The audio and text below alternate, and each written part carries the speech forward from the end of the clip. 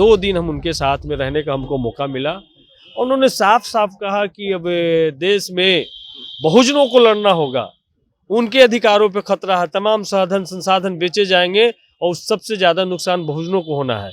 इसलिए इन तमाम चीज़ों के कारपेटवाद के खिलाफ में, पूंजीवाद के खिलाफ में, जातिवाद के खिलाफ में, आडंबरवाद के खिलाफ में मजबूती से लड़ना होगा। तो ये शरद यादव जी से जब CA/NRC NPR की लड़ाई जब हम गया में लड़ रहे थे, तो एकाएक मेरे मोबाइल पे फ़ोन आता है कि सतीश मैं भी आना चाहता हूँ तुम्हारी सभा में, शांति बाग का धरना में। और फिर हम प्रोग्राम तय होता है, शरद यादव जी आते हैं, मेरे घर पे रुकते हैं और प्रोग्राम को अटेंड करते हैं। आज ही उस तस्वीर को हम साझा कर रहे थे लोगों के बीच में, जिसकी जितना संख्या वाली उसकी उतनी हिस्सेदारी की जो लड़ाई है वो आज भी अधूरी है। उस लड़ाई को हासिल करने तक हम सबको लड़ना होगा। और शरद यादव हमेशा हम सब लोग के लिए, राष्ट्रीय जनता दल के लिए, युवाओं के लिए, बहुजनों के लिए प्रेरणा स्रोत के रूप में जाने जाएंगे। बहुजनों के लिए निरंतर संघर्ष करने वाले, वंचितों के लिए निरंतर संघर्ष करने वाले, गरीब गुरबे की बात को सदन में रखने वाले आज हम सब लोग के बीच में नहीं रहे। शरद यादव जी मंडल मसीहा के रूप में जाने जाते हैं और पूरा राष्ट्रीय जनता दल परिवार मर्माहत है।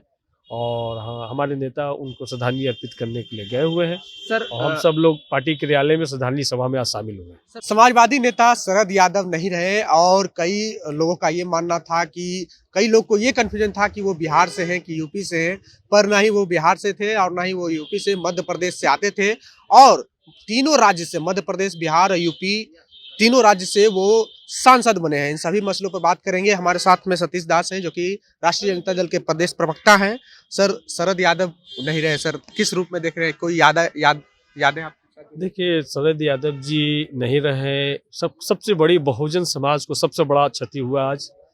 और बहुजनों के लिए निरंतर संघर्ष करने वाले, वंचितों के लिए निरंतर संघर्ष करने वाले, गरीब गुरबे की बात को सदन में रखने वाले आज हम सब लोग के बीच में नहीं रहे। शरद यादव जी मंडल मसीहा के रूप में जाने जाते हैं और मंडल कमीशन का रिपोर्ट यदि लागू हुआ है, OBC को आरक्षण अगर मिला है, तो उसमें शरद यादव जी की सबसे बड़ी भूमिका रही है। आज वो व्यक्ति हमारे बीच में नहीं रहे, तो इससे बड़ी क्षति बहुजन समाज के लिए नहीं हो सकती है। शरद यादव जी का एक प्रखर वक्ता थे, अम्बेडकरवादी थे, अंधविश्वास के खिलाफ में हमेशा लड़ने वाले थे। आज वो हम सब लोग के बीच में नहीं थे। वास्तविकवाद में, मानववाद में विश्वास करने वाले व्यक्ति थे और उन्हें 3 राज्य से देश के संसद में प्रतिनिधित्व किया और बिहार से उनका विशेष लगाव था। और अंत में राष्ट्रीय जनता दल में के वरिष्ठ नेता के रूप में अंतिम सांसें ली है और पूरा राष्ट्रीय जनता दल परिवार मर्माहत है।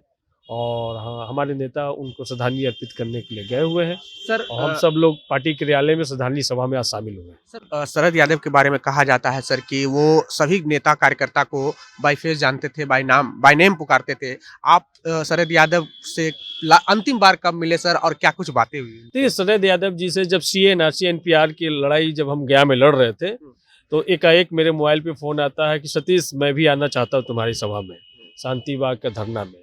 और फिर हम प्रोग्राम तय होता है, शरद यादव जी आते हैं, मेरे घर पे रुकते हैं और प्रोग्राम को अटेंड करते हैं। आज ही उस तस्वीर को हम साझा कर रहे थे लोगों के बीच में और घंटों बात करते हैं और वो बात रखते हैं कि अब नई पीढ़ी के तुम लोग को खड़ा होना है, लड़ना है और बड़ी लड़ाई लड़ना है। अब देश में साजिश, मनुवाद की साजिश है, संविधान बनाम मनुस्मृति की लड़ाई छिड़ चुकी है। तो इस लड़ाई को तुम लोग को, संविधान को बचाने के लिए आगे आना है।